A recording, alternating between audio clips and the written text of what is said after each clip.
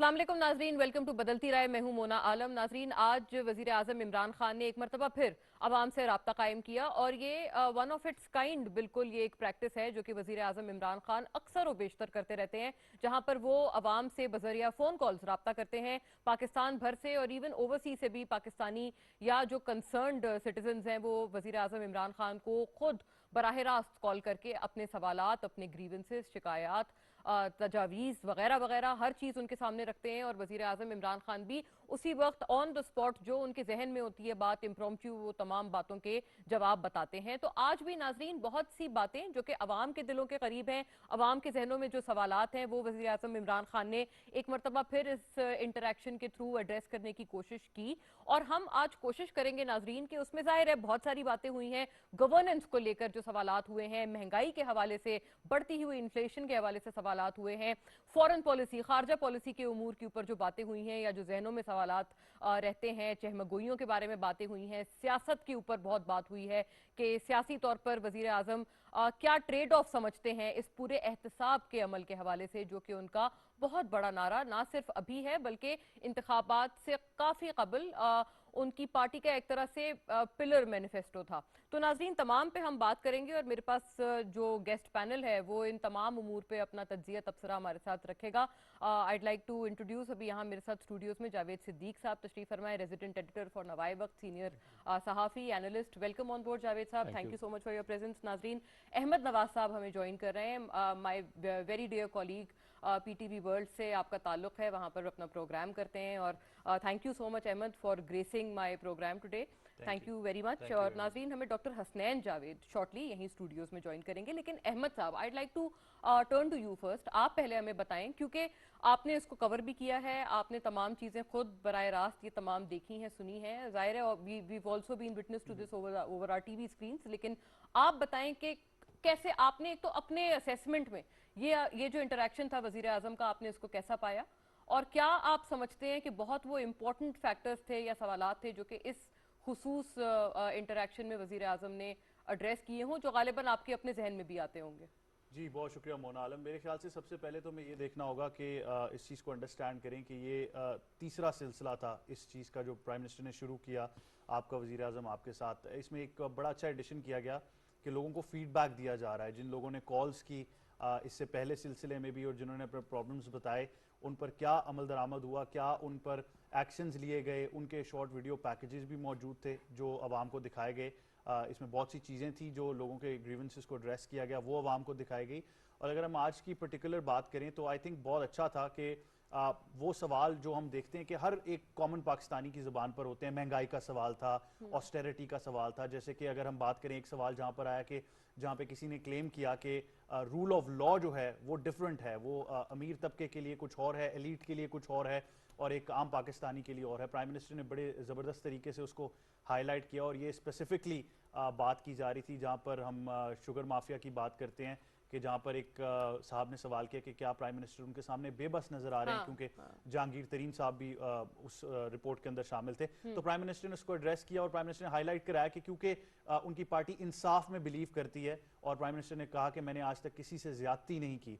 तो उन्होंने इस चीज़ को हाईलाइट कराया कि जहांगीर तरीन ने क्लेम किया था कि उनके साथ नाइंसाफी हो रही, तो उन्होंने उनको पूरा मौका दिया है और कहा कि मैं इन्वेस्टिगेट करूंगा इस चीज़ को कि क्या वाकई नाइंसाफी हो रही है। रिगार्डलेस ऑफ दिस उन्होंने कहा कि जो भी इसमें शामिल हैं उनके खिलाफ प्राइम मिनिस्टर ने कहा कि मैंने एक जंग का ऐलान किया है और ये जंग तब तक जारी रहेगी जब तक के हकाइक सामने नहीं आते। जावेद साहब मुख्तसर अगर आपका इस वक्त फिलहाल मेरे पास एक व्यू आ जाए कि ये जो प्रैक्टिस है सर, एक तो इससे पहले हमने नहीं देखा कि कभी हुई हो, कैसे समझते हैं आप ये प्रैक्टिस, क्या अच्छी है और अवाम के जहनों में क्या इससे कोई परसेप्शन में तब्दीली या फिर उनको कोई अपनी इन्वॉल्वमेंट या अपने स्टेक्स महसूस होते हैं कि बराह रास्त चीफ एग्जीक्यूटिव अब आपसे बात कर रहा है, मुखातिब है? देखिए ये प्रोसेस जो है आवाम से बराह रास्त राब्ते का, ये बहुत अच्छा है, इट इज़ अप्रिशिएबल और ये करना चाहिए। इससे पहले भी पाकिस्तान के कुछ वज़राए आज़म ने ये प्रैक्टिस की लेकिन वो इतनी कामयाब नहीं। प्राइम मिनिस्टर इमरान खान जो है वो इसको अब कंटिन्यूसली कर रहे हैं, इट्स ए गुड स्टेप। मेरे ख्याल में इससे एक तो लोग जो हैं जब जो बराह रास्त चीफ एग्जीक्यूटिव के साथ राब्ते में होते हैं, बराह रास्त सवाल कर रहे होते हैं, उनको जवाब मिल रहे होते हैं और लोग भी इन सवालों ये सवाल जो है लोगों के जहनों में भी होते हैं। मसलन महंगाई जो है इस वक्त पाकिस्तान का सबसे बड़ा मसला है। करेक्ट जी। और हर शहरी इस महंगाई को महसूस कर रहा है, इसकी शिद्दत को महसूस कर रहा है। तो ये सवाल जब पूछा जाता है प्राइम मिनिस्टर से तो उसका जवाब जो है उसको सुनने के लिए सारा मुल्क जो है वो बेताब होता है। वो समझता है कि क्या जवाब आएगा, क्या हम महंगाई के इस बोझ से निकल सकेंगे। ये एक बड़ी इंपॉर्टेंट बात है और प्राइम मिनिस्टर को मैं समझता हूँ इन सवालों के ज़रिए लोगों को मुतमईन करना चाहिए और he should give his strategy कि जी हम क्या करने जा रहे हैं। एक बात ये है। दूसरी ये है कि लोग ये समझते हैं कि अपने दिल की जो भड़ास है वो निकल सकती है। मिसाल के तौर पे मेरे दिल में एक बात है, मैं एक परेशानी का शिकार हूँ और मैं समझता हूँ कि आप या अहमद साहब या कोई अगर सवाल करेगा एज ए सिटीज़न तो वो मेरी भी रिप्रेजेंटेशन हो रही होती है। तो इससे लोगों को एक इत्मीनान भी होता है कि उनकी बात प्राइम मिनिस्टर तक पहुँची है और बराह रास्त पहुँची है। मैं समझता हूँ कि ये एक अच्छा प्रोसेस है और इसको कंटिन्यू करना चाहिए। जहाँ तक ताल्लुक है मौजूदा हुकूमत के हवाले से गवर्नेंस का इशू भी है। जैसे इन्होंने कहा, आपने कहा कि वज़रा की तब्दीली। जावेद साहब जस्ट प्लीज अगर मुझे आप इजाजत दें, hold on to that point, governance का इशू। मैं आपसे ये मजीद बात आगे बढ़ाऊंगी, लेकिन if I may please know briefly from Ahmed because Ahmed has to go. Then Ahmed मुझे ये बता दें कि खारजा उमूर पे क्या कोई बात हुई? कश्मीर है, अफगानिस्तान में पीस प्रोसेस है, सऊदी अरेबिया का एक बहुत कामयाब दौरा हमने देखा। जाहिर है अवाम के जहनों में इसको भी लेके एक बड़े सवालात हैं कि अब हुकूमत किस जानिब जा रही है। बिल्कुल। आई थिंक फॉरेन पॉलिसी अगर हम बात करें तो वज़ीर आज़म को आज एक आज़ाद कश्मीर से कॉल मौसूल हुई और उसमें पूछा गया वज़ीर आज़म से, बल्कि सराहा गया वज़ीर आज़म के रोल को और फॉरेन ऑफिस के रोल को, जैसे कश्मीर का कॉज जो है वो पूरी दुनिया के सामने उठाया गया है। लेकिन उन साहब ने ये ज़रूर वज़ीर आज़म को कहा कि अभी हम देखते हैं कि जैसे कि काफ़ी इश्यूज हुए हैं, जिस तरह माइनॉरिटीज़ को इंडिया में टारगेट किया जा रहा है, कश्मीरियों पर बर्बरियत हो, बल्कि जो सबसे रिसेंट वाकया है जो कि यूरेनियम का आपको पता है पूरी दुनिया में उसके बारे में उस तरह से बिल्कुल 7 किलोग्राम्स ऑफ यूरेनियम जो कि वेपन्स ग्रेड के लिए इस्तेमाल किया जा सकता है, एक वो कॉमनर के पास मौजूद था। तो वज़ीर आज़म से यही सवाल किया गया कि अनफॉर्चुनेट है कि इंटरनेशनल मीडिया उसको उस तरह से नहीं उठा रहा जिस तरह से इन द पास्ट पाकिस्तान को टारगेट किया गया है। तो वज़ीर आज़म ने इसका बिल्कुल जवाब दिया कि आपको ये देखना पड़ेगा कि बाज़ औक़ात इंटरनेशनल पॉलिसीज़ जो हुकूमतें बनाती हैं वो इसलिए नहीं होती कि क्या वो पूरी दुनिया को बेनिफिट देंगी, लेकिन वो इसलिए होती हैं कि क्या उनके अपने जो स्टेक्स हैं उनको वो बरकरार रख पाते हैं कि नहीं। मेरे ख्याल से ये एक सवाल था। और दूसरा, वज़ीर आज़म ने अगर हम पर्टिकुलरली फॉरेन ऑफिस की बात करें, एक और सवाल ज़रूर आया था जर्मनी और ग्रीस से, जहाँ पे कुछ लोग जो थे वो वहाँ के जो हाई कमीशन है उससे कुछ ज़्यादा खुश नहीं थे, उनको रिलीफ नहीं मिला। तो उस पर वज़ीर आज़म ने ज़रूर ये कहा कि कुछ दिन पहले हमने देखा कि वज़ीर आज़म की बिल्कुल एम्बेसडर से बात हुई, प्राइम मिनिस्टर ने उसके बारे में यही कहा कि मैं बिल्कुल अप्रिशिएट करता हूँ फॉरेन ऑफिस का रोल, जिस तरह से उन्होंने इंटरनेशनल पाकिस्तान का इमेज अपलिफ्ट किया है। लेकिन अनफॉर्चुनेट रहा कि जो हमारे ओवरसीज पाकिस्तानीज हैं उनकी कंप्लेंट्स एड्रेस नहीं हो सकी। इसलिए प्राइम मिनिस्टर ने दोबारा हाईलाइट कराया कि फॉरेन मिनिस्टर शाह महमूद कुरैशी के अंडर एक सेल कायम किया गया है, एक पोर्टल कायम किया गया है, जहां से पूरी दुनिया से जो भी शिकायत होंगी वो मौसूल होंगी और फिर उनके खिलाफ एक्शन लिया जाएगा। राइट बहुत शुक्रिया अहमद नवाज, आपने हमारा साथ दिया and thank you so much. It was Indeed insightful कि हमें आपसे ये तमाम बातें और आपका अपना भी इसमें जो एक परसेप्शन था या एक आपका अपना व्यू था फॉर दिस एंटायर इंटरेक्शन हमें मिला। Thank you so much for joining us again. नाजरीन एक छोटी सी ब्रेक की तरफ बढ़ते हैं, वापस आएंगे। Stay with us, we will be back.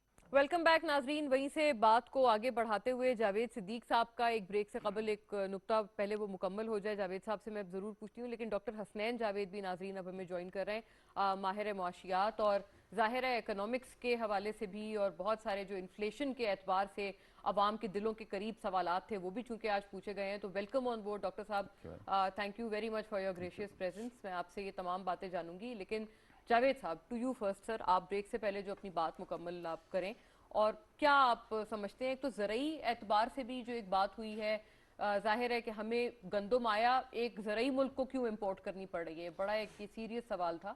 और सियासी एतबार से आपको क्या लगता है, वज़ीर आज़म इमरान खान आज इस पूरे इंटरेक्शन में मुतमईन नज़र आए, या आपको लगता है कि सियासी एतबार से जो ये कहते हैं कि एहतसाब के इस पूरे मिशन के कंपैरिजन में उनको एक कॉस्ट है जो कि बेयर करनी पड़ेगी, तो उसकी वजह से कोई वो जिटरी थे? जी, मैं समझता हूँ कि जो ज़रूरी मामलात हैं और एग्रीकल्चर प्रोडक्शन का जो इशू है वो एक बहुत बड़ा इशू है।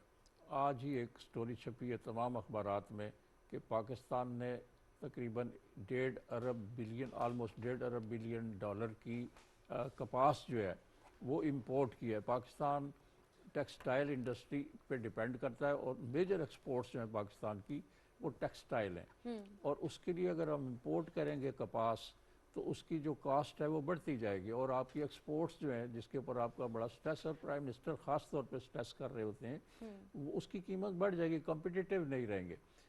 गंदम का इशू आपने कहा, ये दुरुस्त है कि 18वीं तरमीम के बाद अब सूबों के पास इख्तियार है कि वो गंदम को रिलीज़ करते हैं और इस तरह की जो पॉलिसीज़ हैं और एग्रीकल्चर ख़ास तौर पर सूबों के पास चला गया है। लेकिन इसके बावजूद मैं समझता हूँ कि जो फेडरल मिनिस्ट्री है हमारी एग्रीकल्चर की और फूड सिक्योरिटी की वो भी है और फेडरल गवर्नमेंट भी है, प्रोविंशियल चीफ मिनिस्टर्स भी हैं, उनको मिला के एक स्ट्रेटजी बनाई जा सकती है। हाल ही में प्राइम मिनिस्टर ने ये भी कहा है कि वो एक कम्प्रिहेंसिव एग्रीकल्चर पॉलिसी लेके आ रहे हैं और उसमें प्रोडक्शन पे ऊपर ख़ास फोकस होगा। पाकिस्तान इस वक्त जो है अगर गंदम इंपोर्ट करे या जिस तरह कपास इंपोर्ट कर रहा है, सब्जियां और दालें वो भी बैरून मुल्क से अगर इंपोर्ट कर रही है तो जो इस वक्त इन्फ्लेशन है उसके अंदर जो सबसे बड़ा फैक्टर है, माहिरीन मईशत जो है वो इस पर बेहतर रोशनी डाल सकते हैं, लेकिन जो इन्फ्लेशन को विप अप करता है, ऊपर लेके जाता है, जिप अप करता है, वो दरअसल फूड बास्केट है। जब फूड की प्राइसेस बढ़ती हैं, दालों की, गोश्त की और चावल की और इन बुनियादी और आटे की, तो उससे कीमत जो है बढ़ जाती है और इन्फ्लेशन जो है डायरेक्ट ही आम आदमी को, मजदूर को, डेली वेज अर्नर को बहुत ज़्यादा हिट करता है और ये बहुत बड़ी वरी है। और इस हुकूमत की पीटीआई की हुकूमत की सबसे बड़ी जो परेशानी रही है वही है कि वो कीमतों को किस तरह एतदाल में लाए और ये बहुत बड़ा इशू है जिसको उन्होंने एड्रेस करना है।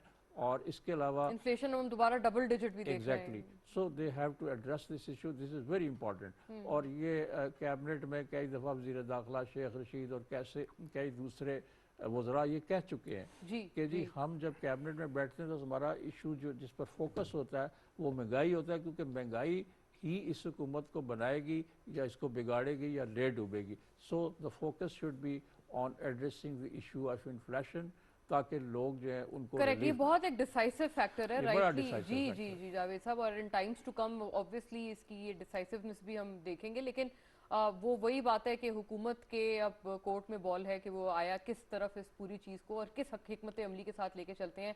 आज इस चैलेंज के हवाले से भी वज़ीर आज़म इमरान खान ने बात की। सियासी उमूर पे सर रिजर्व या कमेंट मैं आपसे दोबारा ये मांगती हूँ, लेकिन डॉक्टर हसनैन आपका क्या ख्याल है इन्फ्लेशन के एतबार से? एक तो ये बताइएगा क्योंकि ये एक हर कॉमनर के जहन में सवाल है, तो आपको क्या लगता है कि ये इस खुसूस इंटरेक्शन से कितना ये सवाल एड्रेस हुआ या नहीं हुआ? एंड ऑल्सो इसके अलावा आप सख्त सवालात की अभी हम बात कर रहे थे और हमारे कॉलीग हमारे जो कॉरेस्पॉन्डेंट इस हवाले से वो बता रहे थे, तो आप बताइएगा आपके ख्याल में सबसे सख्त पिंचिंग सवाल जिसका वज़ीर आज़म इमरान खान ने जवाब दिया। अच्छा, गौर से समझने की ज़रूरत है कि प्राइम मिनिस्टर का जो लहजा और उनका जो अंदाज़ है या बॉडी जेस्चर है उसको बड़े गौर से एनालाइज करने की ज़रूरत है। बीइंग एन इकोनॉमिस्ट मैं आम तौर पर ये बताना नहीं चाहूँगा कि साइकोलॉजिकल क्या इम्पैक्ट चल रहे हैं, लेकिन आपने सियासत को इसके साथ रिलेट करके देखें तो उनके दरीना दोस्तों के साथ भी जो वो कमेंट दे रहे हैं वो ये है कि अब किसी किस्म की रिलक्टेंसी नहीं दी जाएगी, किसी किस्म का भी जो है वो उनके साथ हाथ नहीं मिलाया जाएगा।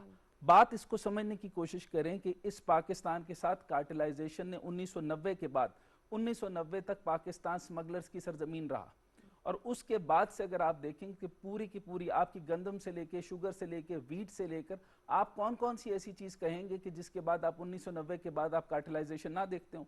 आपके अंदर माफियाज का एक ऐसा दौर चला जिसके अंदर आप पीपीपी से लेकर आप नून लीग से लेकर आप बाकी सारी पार्टीज को देखें कि वो लोग हैं जिनके अंदर यानी आप 70 खानदान करते हैं। इन 70 खानदानों के अलावा आप मुझे कोई और खानदान बता दें। अच्छा, आपकी प्राइस सेट होती है 90 पर, 90 से 92 पर। मार्केट के दरमियान में इंटरमीडियरीज हैं, इंटरमीडियरीज के दरमियान से आपकी जो चीनी है वो 60 से आपकी 120 और 120 तक आपके एंड कंज्यूमर 180 और 180 से 220 और फिर ब्रांडिंग का मामला शुरू हो जाता है। आप मुझे बताइए कि चावल का जो आपकी तकसीम है, पाकिस्तान किसी भी सूरत में किसी भी चीज में हम गलत कम प्रोड्यूस नहीं कर रहे, हम ओवर प्रोड्यूस कर रहे हैं। लेकिन आप इस चीज को समझिए कि ये मामला क्या है, इसको कार्टेल को समझने की कोशिश करें। वजीर आजम ने बार बार कहा, उनके अच्छे इनिशिएटिव में देखें कि इन्फ्लेशन हमने कंट्रोल कर ली, ज़र मुबादला बढ़ गया। आपने देखा होगा कि जो सरप्लस था, पहली दफा आपका करंट अकाउंट जो है वो सरप्लस जो है वो हुआ। 40 लाख जो है, मैं आज से 3 महीने पहले का आपको बता रहा हूँ कि 40 लाख कुछ हजार आपका सरप्लस में गया, फिर 70 के ऊपर गया, और अब दोबारा से अगर हम डिक्रीज होते हैं, लेकिन कुछ 3 महीने के लिए होंगे। लेकिन इस वक्त सबसे बड़ा प्रॉब्लम है जिसके लिए प्राइम मिनिस्टर की तरफ से या प्लानिंग डिवीजन की तरफ से अगर ये कमेंट आ जाए कि हम अपने आप को लेट डाउन नहीं करेंगे, हम आपके सामने अपने नी बो डाउन नहीं करेंगे और हम हुकूमत छोड़ देंगे, लेकिन आपकी कार्टलाइजेशन के सामने, आपकी माफियाज के सामने आगे नहीं झुकेंगे। इसकी सबसे इंपॉर्टेंट रीजन आप समझ लें कि कार्टल कहाँ हुआ। 92 खानदान थे जी इसके अंदर, कॉटन के अंदर, कॉटन प्रोड्यूसिंग कंट्री थी। पिछली दफा हमने $42 बिलियन की, हम 42 मिलियन की हमने कॉटन मंगवाई। अच्छा, कॉटन मंगवाना यानी हम कॉटन प्रोड्यूसिंग कंट्री है, लेकिन हमने यही मायूब बात अच्छा, है। आप सब्सिडी दी, टेक्सटाइल के अंदर बूम आया, टेक्सटाइल के अंदर बूम देके 5.5 की शरह नमू किसी ने नहीं देखी। आपने देखा नहीं है कि जो टेक्सटाइल इंडस्ट्री के अंदर आज से तकरीबन 6 महीने तक जो है वो उनके चेयरमैन ने भी, एप्टमा ने भी, और सब ने कहा कि बहुत अच्छे तरीके से इसके अंदर शरह नमू जा रही है, लेकिन अब डिक्रीज हो जानी थी। क्यों? मैंने ये आज से 6 महीने पहले कहा था कि आहिस्ता आहिस्ता फिर डिक्रीज होगी। वजह कि आपको फिर से इंपोर्ट करनी पड़नी है चीजें, वो रेलेवेंट चीजें, क्योंकि आपका कॉटन हमारे पास है ही नहीं। अब जैसे ही आपकी डिमांड ज्यादा होगी, इंटरनेशनल मार्केट में सप्लाई आपकी ज्यादा हो जाएगी, आपकी प्राइस आपको बढ़ानी पड़ेगी। हुआ ये कि 92 खानदान थे, जिधर जिधर शुगर, जिधर जिधर यौन लगती थी यानी कॉटन लगती थी, उधर से हटा दी गई, और वो खानदान में से 52 खानदान आपके नून लीग के हैं। अगर आप ये कहेंगे कि मैं पार्टीजन सिस्टम को हटा दूं और किसी एक पार्टी का नाम ना लूं तो ये बड़ी ज्यादती होगी, लेकिन आपको उन खानदानों को निकालना होगा कि वो 62 खानदान हमें बताएं, वो 72 खानदान हमें बताएं जो शुगर से रिलेटेड थे। उन्होंने वहां से कॉटन की पूरी बेल्ट को खत्म किया, ये, और फिर क्या किया, और शुगर लगा दी। शुगर लगाने से क्या हुआ? शुगर के लिए मैं अजीब सी बात बताना चाहता हूं, जिसके ऊपर इस हुकूमत ने आपको अंडर हैंड बहुत सारी चीजों को खत्म किया। आप शुगर लगाई, सस्ते में लगती है। इस दफा एक लास्ट टाइम फखर इमाम साहब के साथ एक बड़ी डिटेल डिस्कशन हुई और मैंने बहुत से विजिट्स भी किए। उनके अंदर आप अगर गौर से देखेंगे कि उन्होंने इस दफा कहा कि गन्ने की फसल हमें फायदा देती है, लेकिन इस वक्त पाकिस्तान और पाकिस्तान से मुखलिस लोग कभी भी गन्ने की तरफ नहीं जाएंगे, क्योंकि हम तो सरप्लस में बना रहे हैं। जब आप एक चीज सरप्लस में बना रहे हैं, आप उसको कर क्या रहे हैं? आप सिर्फ कार्टल नहीं कर रहे, कार्टल के बाद आप इनके अंदर अंडर हैंड डील करते हैं, और CCP कहते हैं इसको, competitive price, against the competitive price आपने मॉडल डेवलप कर दिया है। उसके अंदर आप इसको दरमियान में मिडल मैन कर ले, एजेंट कर लें, आड़ती कह लें। इस आड़ती ने इस मुल्क को डबो दिया, और इस आड़ती ने ही मुल्क को आपको ब्लैकमेल कर लिया।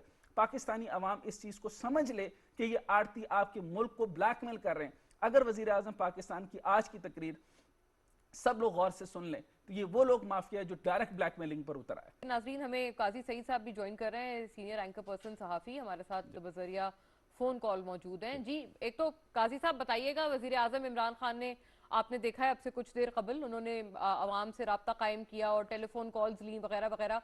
इनिशियल पहले इसके ऊपर रिएक्शन या अपना रिमार्क बता दें, how do you react to this? Qazi साहब। अच्छी बात है, पहले भी इसकी रवायत मौजूद है और कुछ ना कुछ बातें सामने आती रहती हैं, लेकिन ये है कि वो असल मसला तो ये है कि क्या अवाम के मसाइल हल हो पा रहे हैं या नहीं हो पा रहे।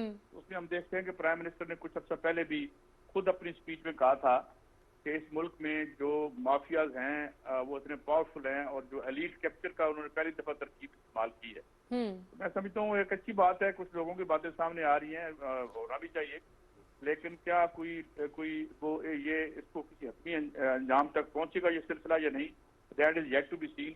और उसमें मुझे लगता है खान साहब बाज़ औक़ात खुद भी मुझे मायूस नजर आते हैं, क्योंकि जिस तरीके से हमारे इंस्टीट्यूशंस और रियासत के अहम इदारे हमें कंप्रोमाइज लगते हैं, तो ये डिलीवरी का इशू आ रहा है और खान साहब मुझे लगता है इसी वजह से परेशान हैं। जी अच्छा, आपको ये आपने कहा कि असेस की है कि एक परेशानी का भी आलम आपने कहा, लेकिन ये बताएं फिर काजी साहब, ये काफी सारे सवालात इस हवाले से हुए हैं। खारजा उमूर पे भी बात हुई है और ये भी पूछा गया है उनसे कि आप अपने जो वुज़रा हैं उनकी परफॉर्मेंस से कितने मुतमईन हैं या नहीं है। तो ये बताइएगा, ये इस पे उन्होंने कहा है कि मैं इसीलिए मेरा काम है बतौर चीफ एग्जीक्यूटिव कि मैं तमाम को साथ लेकर चलूं, जिसकी जो कैपेसिटी है उसके हिसाब से उनसे काम लेना एक चीफ एग्जीक्यूटिव का यही रोल है। क्या ख्याल है आपका? देखें, पाकिस्तान एक ऐसा मुल्क है, it is perhaps one of the most difficult countries to govern, to rule. इसमें इसके बड़े रवायती इश्यूज हैं, इसमें कई नेशनैलिटीज बसती हैं। उसके बाद पिछले 30-35 साल से यहाँ पर बहुत बुरे हालात रहे हैं और 60-70 का जो हमारा अच्छा दौर था, 80 के बाद, खासतौर पर 77 के बाद यहाँ पर इदारों को शख्सियात का मुलाजम बना दिया गया है। इन्होंने घरों में दौलत का ढेर लगाने के लिए रियासती जो ज़राए पैदावार थे उनको इस्तेमाल किया है। खान साहब एक ऐसे वक्त पे पावर में आए हैं, एक तरफ तो उनका प्रॉब्लम था कि हाई होप्स थी लोगों में एक उम्मीद की नजर, एक droning man catches at a straw, लोग भाग के उनकी तरफ आए कि यार इन चक्कों से तो जान हमारी छूटे। तो लेकिन साथ ही रिसेशन आ जाता है, कोविड आता है 19 के एंड पर और 20 में, और फिर कोविड जो है एक बहुत बड़े रिसेशन को जो है ओपन कर देता। आज जाए फाइनेंशियल टाइम्स में, आप एक सर्वे छपा है देखें जो यूथ के हवाले से है कि we are drowning in insecurity. तो एक बड़े मुश्किल अहद में खान साहब को मिले, उसके बाद सब ने एका कर लिया। अब ज़राए पैदावार जितने थे इन्होंने प्राइवेटाइज करके अपनी जेब में डाल दिए।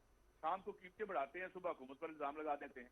डायरेक्ट बेनिफिशरी हैं कीमतें बढ़ाने के जी ये लोग। अगर ज़राए पैदावार रियासत के पास नहीं होंगे, उन लोगों के पास होंगे जिनको आपने इक़्तिदार से निकाला है, तो जाहिर है पूरी दुनिया, वेनेज़ुएला में ऐसे हुआ। जहां पर भी कोई पॉपुलर गवर्नमेंट आती है या लेफ्ट लीनिंग, ये तो खैर खान साहब लेफ्ट लीनिंग नहीं थे, राइट विंग रिफॉर्मिस्ट थे, तो जो गवर्नमेंट आके रिफॉर्म की बात करती है उसको नाकाम करने के लिए ये करेंसी गायब कर देते हैं, डॉलर ऊपर नीचे सट्टे को बढ़ाना शुरू करते हैं, स्टॉक एक्सचेंज गिरा दिए जाते हैं। तो जब इकोनॉमिक लीवर जो हैं उन लोगों के हाथ में है जिनसे आपने पावर ली है, तो आपका बेड़ा गर्क करने के लिए हर मुमकिन कोशिश करेंगे। It's a very difficult battle. तो ये काजी साहब, आपने जो मसाइल आइडेंटिफाई किए हैं, यकीनन आप हवाला दे रहे हैं वजीर आजम की इसी इंटरेक्शन का जो आज हुई है, लेकिन ऐसे में इन तमाम मसाइल के और इतने पेचीदा मराहिल के होते हुए ये जो एहतसाब का मामला है, फिर ये कहाँ जाएगा? ये शहबाज शरीफ साहब भी आपको पता है वो बाहर जाना चाहते हैं, और मीनवाइल हुकूमत ने एक काउंटर स्ट्रेटजी के तौर पर हमने ये देखा है कि हुदैबिया के ऊपर वो कह रहे हैं कि पूरा केस री इन्वेस्टिगेट किया जाए। ये तो बिल्कुल होना चाहिए। मेरी जो टॉप लीगल एक्सपर्ट से बात हुई है तो समझते हैं कि जो स्टैट्यूट ऑफ लिमिटेशन है वो ये कहते हैं कि इफ्तिज़ाल हसन ने भी कहा है कि इस पर एप्लीकेबल नहीं है। इस हवाले से जो है एक राय कानूनी मौजूद है कि ये इस तरह से बंद नहीं हो सकता था, एक राय तो ये मौजूद है। मगर दूसरी बात ये अहमियत देखे ना कि जो हमारा निज़ाम इंसाफ है वो किस तरह बिहेव कर रहा है। मैं अपने एक दोस्त को जानता हूं जिन्होंने 35 साल केस लड़ा एक प्रॉपर्टी का, सुप्रीम कोर्ट तक वो जीत गए, तो कई साल हो गए जीते हुए, अभी तक उनके घर में प्रॉपर्टी के वो फवायद नहीं पहुंचे। मगर मुझे तो अगले दिन में मिल जाते हैं।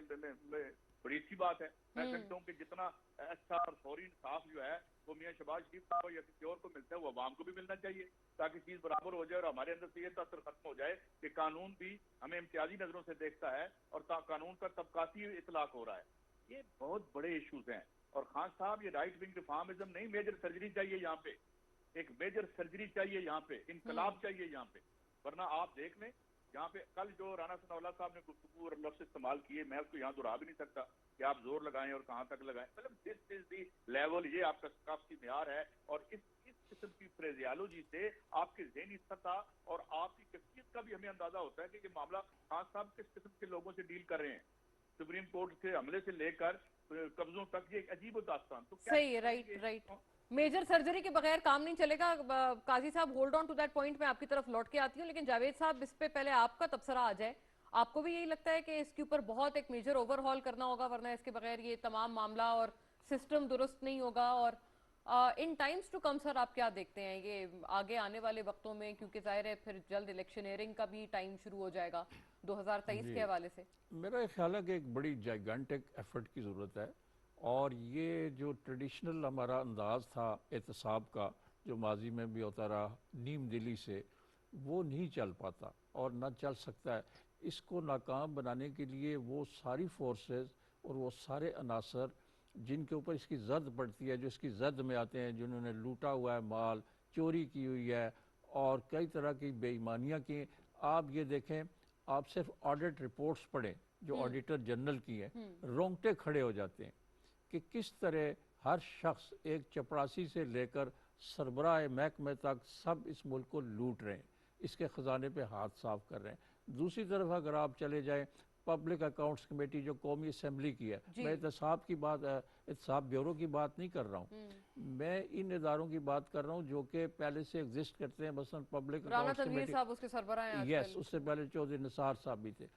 تو اس کی کتابیں جو ان کی رپورٹس ہیں وہ آپ پڑھیں، انسان جو ہے وہ پریشان ہو جاتا ہے کہ اس ملک کے ساتھ کوئی ایسا شخص ہے جو اس کے ساتھ ہمدردی رکھتا ہے، کیا کوئی شخص آنیسٹلی یہاں کام کر رہا ہے. یعنی یہ ایک انسان کی روح فرسا قسم کی چیزیں. تو میں سمجھتا ہوں کہ یہ ایک بہت مشکل کام ہے جس میں ہاتھ ڈالا ہے خان صاحب نے، عمران خان صاحب نے. اور آپ دیکھیں کہ جو احتساب کا عمل ہے، اب یہ بات سپریم کورٹ بھی کہہ رہی ہے، یہ بات عدالتیں بھی کہہ رہی ہیں، یہ عام لوگ جو اینالسٹ ہیں وہ بھی سمجھتے ہیں کہ جو ہمارے جس طریقے سے نیب کا پروسیس چل رہا ہے، اگر ایک صدی بھی لگ جائے تو وہ کسی لاجیکل کنکلوژن تک اس کو نہیں پہنچا سکتے. عدالتوں سے لوگوں کو سزائیں نہیں ہو رہی ہیں، کوئی بیل لے کے چلا جاتا ہے باہر، کوئی کسی کو کوئی اور اس کی ایک بڑی وجہ ہے کہ ان لوگوں کا جن کا آپ احتساب کر رہے ہیں ان کے ہاتھ بہت لمبے ہیں. ایک تو ان کے پاس بے پناہ پیسہ ہے، they have a dirty money which they can use to produce any result to their advantage. اور سر صرف ایک میں ایڈ کر دوں کہ یہ بات بھی تو دوسری طرف کا پرسپیکٹو نہیں ہے نا غلط، کہ وہ کہتے ہیں ہم اتنا عرصہ تک تحویل میں رہے اور پابند سلاسل، اس کے بعد بھی ان کے اوپر جو بھی الزامات ہیں یا ریفرنسز ہیں وہ بھی پروو ہونے، they are yet to be proven. یہ اس لیے ہے کہ دیکھیں نا، اب خود کورٹ کہہ چکی ہے، سپریم کورٹ ڈاکٹر حسنین کا تو بیچ میں ایک آگے ہوا، سپریم کورٹ یہ کہہ چکی ہے کہ آپ کا جو نیب کا ادارہ ہے وہ کمپیٹنٹ نہیں ہے، اور اگر آپ کے پاس کمپیٹنٹ لوگ نہیں ہیں تو جو نیب کا ادارہ ہے وہ کمپیٹنٹ لوگ ہائر کیوں نہیں کرتا. ایک تھیوری بڑی عام چلتی ہے، ایک آرگومنٹ چلتا ہے کہ جی نیب کے جو پروسیکیوٹرز ہیں وہ بالکل نیلے ہیں، نکمے لوگ ہیں، ان کا کمپیٹنس اور کیپیسٹی لیول بہت لو ہے اور ان کو ایک اچھے وکیل کے سامنے وہ کھڑے نہیں ہو پاتے. تو جو دوسرے ظاہر ہے اپوزٹ سائڈ پہ بہت کروڑوں روپے دے کے وہ نامور وکلاء کو لے کے آتے ہیں اور انفلوئنس کرتے ہیں، اور اس کے علاوہ بیہائنڈ دی سین بہت کچھ ہو رہا ہوتا ہے، یعنی جو نظر نہیں آتا عام لوگوں کے، کہ اس انصاف کے نظام کو، یہ اکاؤنٹیبلٹی کے پروسیس کو ویک کرنے کے لیے، اس کو کمزور کرنے کے لیے اور نیوٹرلائز کرنے کے لیے پیچھے کیا کیا اقدامات ہو رہے ہوتے ہیں، اور آگے ان کے وکلاء ہوتے ہیں بڑے پس پردہ بھی جو اقدامات ہیں اس کا بھی آپ نے اشارہ، اور بلکہ غالباً قاضی صاحب نے بھی یہ اشارتاً بات کی یہ سارا.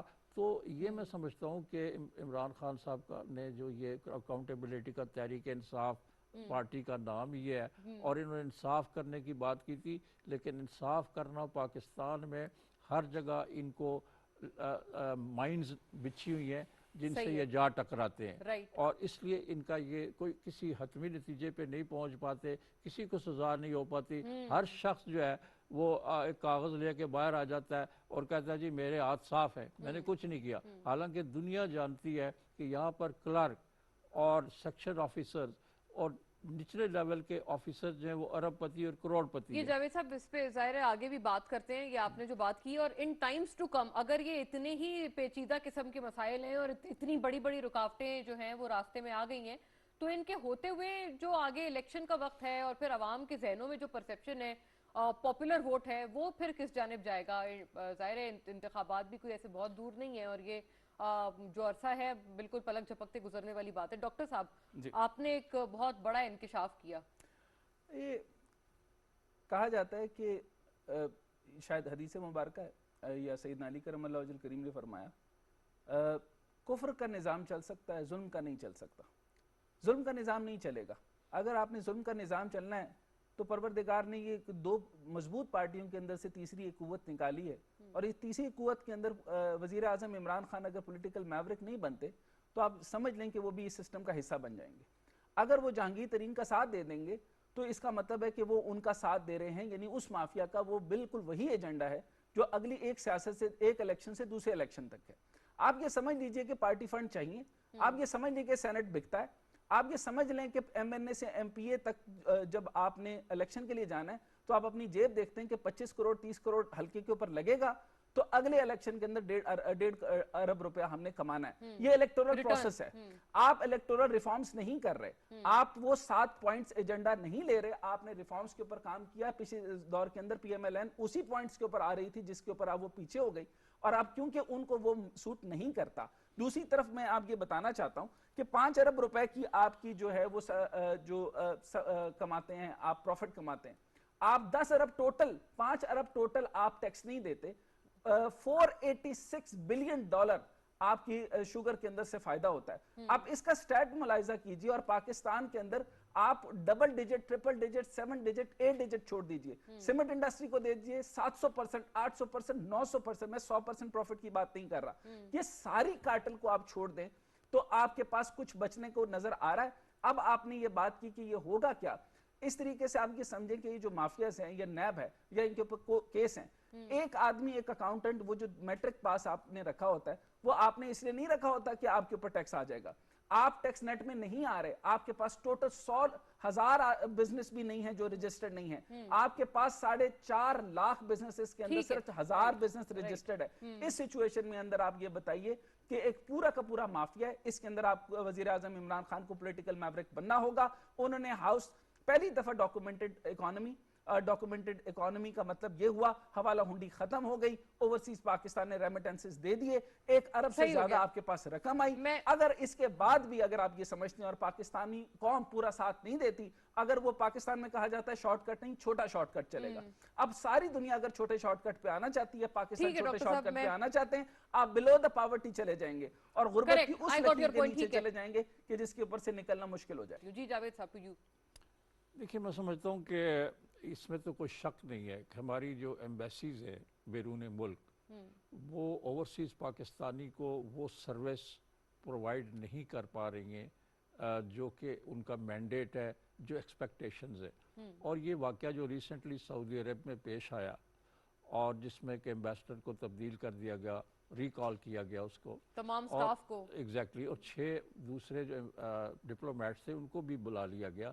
پھر ایک بڑی زبردست قسم کی ایک کانفرنس کی گئی جس میں پرائم منسٹر نے ڈائریکٹلی ان ڈپلومیٹس کو کہا کہ آپ کولونیل مائنڈ سیٹ چینج کریں, اس سے نہیں چلے گا. اور آپ کو یہاں یہ بھی دیکھنا ہوگا کہ ہمارا بہت بڑا رائیول ملک ہے انڈیا, اس کی جو ایمبیسیز ان کے سفرا کی مثالیں دی, ایگزیکٹلی, وہ ایک اکنامک ڈپلومیسی پہ کام کر رہے ہیں, وہ انڈیا کے اکنامک انٹرسٹ کو پروموٹ کر رہے ہیں, اور بہت سا جو ایکسپورٹس ہیں جو ان کی وجہ سے بڑھ رہی ہیں, وہ بزنس لے رہے ہیں اپنے ملک کے لیے, اور اپنے انویسٹرز کو, بیرون ملک جو انویسٹرز ہیں ان کو اپنے ملک کی طرف لا رہے ہیں, راغب کر رہے ہیں. تو یہ جو چیزیں, یہ آج کی جو اکنامک ڈپلومیسی ہے جس کا ہم بار بار ذکر بھی سنتے ہیں, ہمارے وزیر خارجہ بھی کہتے ہیں, ہمارے سیکرٹری خارجہ بھی کہتے ہیں, اور بھی لوگ کہہ رہے ہیں کہ جی اکنامک ڈپلومیسی پہ فوکس ہونا چاہیے تاکہ پاکستان جیسا غریب ملک جس کی ایکسپورٹس بڑھیں گی, جس کے فارن ایکسچینج ریزروز بڑھیں گے, اور غربت کے خاتمے کے لیے ایک یہ بہت بڑا فیکٹر ہے. تو جو ایمبیسیز ہیں بیرون ملک, ہمارے مشنز ہیں, وہ کام نہیں کر رہے اس انداز میں جس طرح قوم کا تقاضا ہے, ملک کا تقاضا. ایک تو یہ ہے.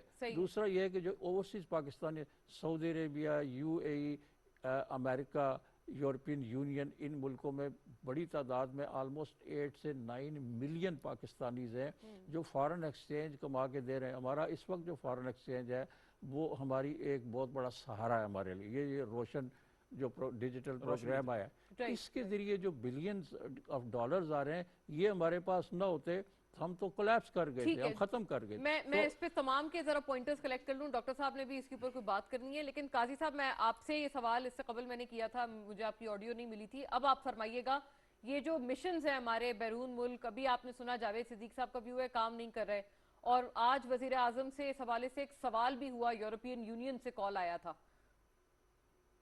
میں نے آپ کو بتایا کہ مجھے کویت سے میرے ایک جاننے والے محنت کش ہیں وہاں پہ, انہوں نے مجھے کہا, ان کا خدا رہا ہمارے بھی لوگوں کو تبدیل کریں.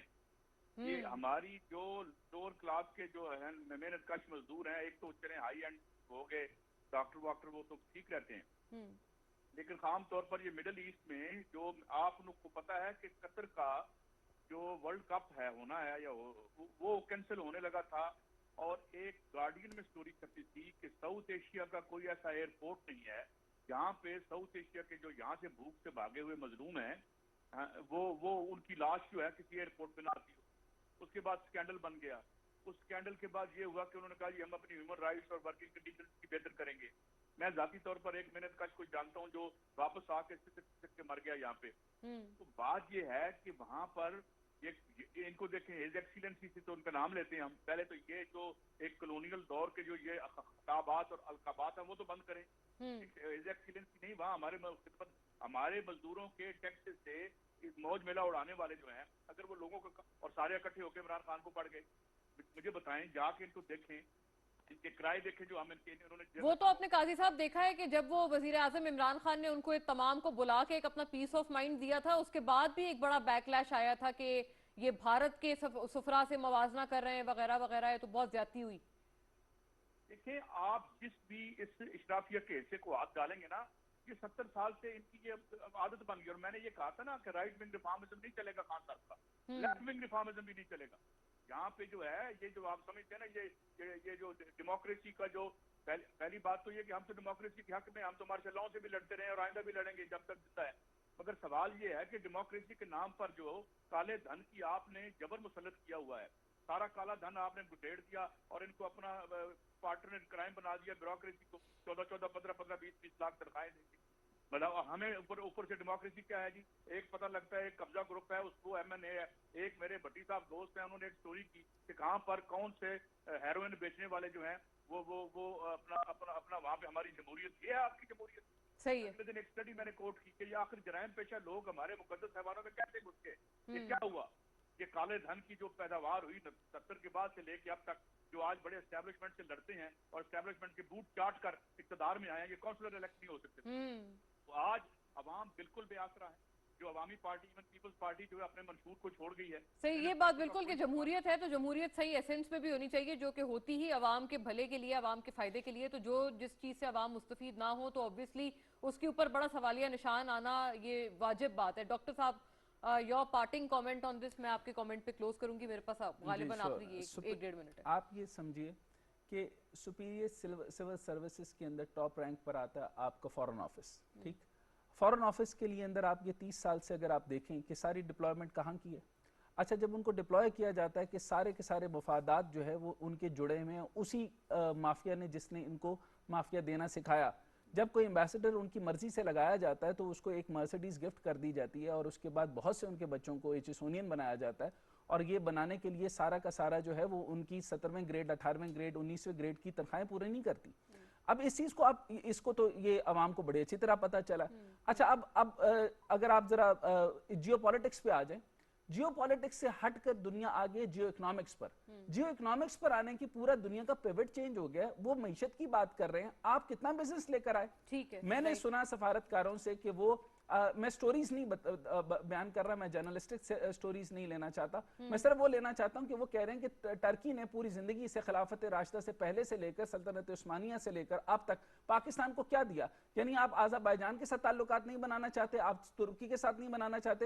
وزیر اعظم ایک دورہ کر کے آئیں گے، ان کے ساتھ پیش رفت ہوگی، اس کے آگے ڈیولپمنٹ جو ہے وہ ان سیکرٹریز نے، ان سول سروسز نے اور ان کے وزراء نے اور ان کے ایمبیسڈرز نے کرنی ہے۔ بالکل، اب فالو ان اپ کے ہے کوئی۔ ایمبیسڈرز جب آپ کو رزلٹ لا کر نہیں دیں گے کہ آپ نے کتنا امپورٹ کیا، کتنا ایکسپورٹ کیا، آپ کے 820 بلین کا جو آپ کا جو خالی میٹ ہے وہ بیلاروس سے چائنا جا رہا ہے، پاکستان سے آپ نے 70 اجناس وہ مانگ رہے تھے، اب تک کیوں نہیں دی؟ آپ نے کون سے آپ کے ایمبیسڈر جو کام کر رہے ہیں، آپ ایمبیسڈرز کے نام پہ ان کے معاملات سے ان سے ملتے ہیں، ملاقاتیں کرتے ہیں، تصویریں کھنچواتے ہیں، اور آپ کی امپورٹس کتنی ہیں اور ایکسپورٹ کتنی ہیں؟